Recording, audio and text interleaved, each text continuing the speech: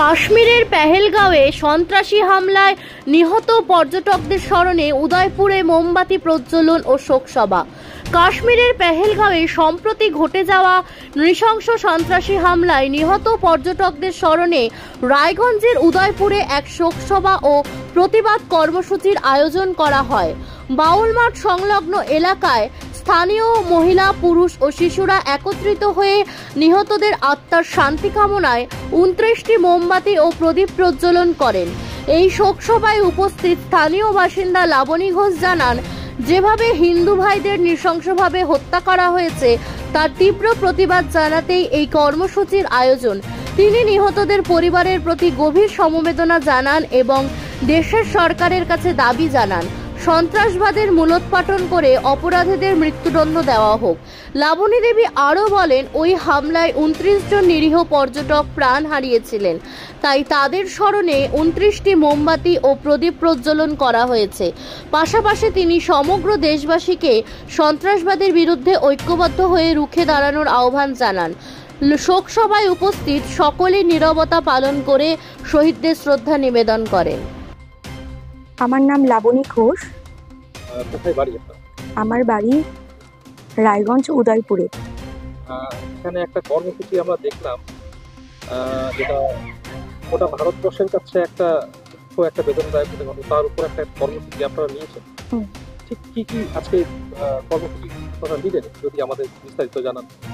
কম বেশি সকলেরই এটা জানা যে গত 22শে এপ্রিল একটা ভীষণ মর্মান্তিক ঘটনা ঘটে গেছে আমাদের ভারতবাসীদের প্রতি। ভারতবাসী বলতে হিন্দু, বিশেষ করে হিন্দুদের প্রতি সবারই জানা যে নৃশংসভাবে 29 জন আমাদের হিন্দু ভাইদেরকে খুব বাজেভাবে হত্যা করা হয়েছে এবং সেটা কাদের দ্বারা করা হয়েছে সবাই আমরা জানি।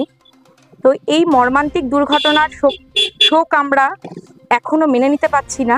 তো সেই শোকটা আমরা কিছুটা হলেও পালন করার জন্য 2 মিনিট নীরবতা পালন করেছি এবং তার জন্য আমরা কয়েকটি প্রদীপ জ্বালিয়েছি। এখানে 29টি প্রদীপ জ্বালানো হয়েছে, যে কারণে হচ্ছে ওই আমাদের ভাইদের, যাতে হিন্দু ভাইদের আত্মার শান্তি কামনার উদ্দেশ্যে আমরা 29টি প্রদীপ জ্বালিয়েছি। যাদের যে সমস্ত পুলিশরা সেদিন মৃত্যুবরণ করেছে তাদের পরিবারের প্রতি কোনো বার্তা থাকবে আপনার? তাদের পরিবারের প্রতি যদিও আমাদের কিছু বলার নেই, কিন্তু আমরা চাইবো যে যেটা হয়ে গেছে পরবর্তীতে তাদের ভালো থাকার জন্য এই শুভকামনাই আমরা করব। যেভাবে হোক তাদের ভালো থাকতে হবে, আমরা সবাই আছি, পাশে থাকবো, যেহেতু আমরা প্রত্যেকে হিন্দু। সর্বোপরি এই যে নৃশংস হত্যাকাণ্ড এবং যে টেরোরিজম, সন্ত্রাসবাদ, এই প্রসঙ্গে কি বলতে পারেন? সেই প্রসঙ্গে বলতে চাই যে তাদের প্রত্যেককে যেন ধরে যেভাবে হোক মৃত্যুদণ্ড দেওয়া হোক। মৃত্যুদণ্ড, যেহেতু আমাদের 29 জন মারা গেছে, ওদের সেখানে 29 লক্ষ হলেও আমাদের কোনো আফসোস থাকবে না, তার বেশিও চাই আমরা। এবং সরকারের প্রতি এটাই অনুরোধ যে যেন সঠিক পদক্ষেপ উনি নেন, এই বিষয়ের প্রতি যেন সঠিক পদক্ষেপ নেন। ব্যুরো রিপোর্ট, খাস খবর 8। বাড়ি তৈরি করছেন? নো টেনশন, এখন মোবাইলের মাধ্যমে ইট, বালি, পাথর, রড ও অন্যান্য নির্মাণ সামগ্রী অর্ডার করুন আমাদের ওয়েবসাইট www.buildingmart.co.in থেকে, আর পেয়ে যান আপনার বাড়ির দরজায়। বন্ধুগণ, আর দোকানে দোকানে ঘোরার প্রয়োজন নেই, মালপত্র নষ্ট হওয়ার ঝামেলাও নেই। মাত্র 1 ক্লিকে ইনস্ট্যান্ট উন্নত মানের নির্মাণ সামগ্রী পেয়ে যান আপনার বাড়িতে।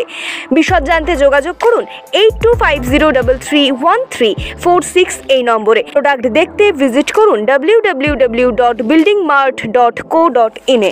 এখন আপনিও রিপোর্টার, আপনার এলাকার যে কোনো খবর পাঠান এই নম্বরগুলোতে।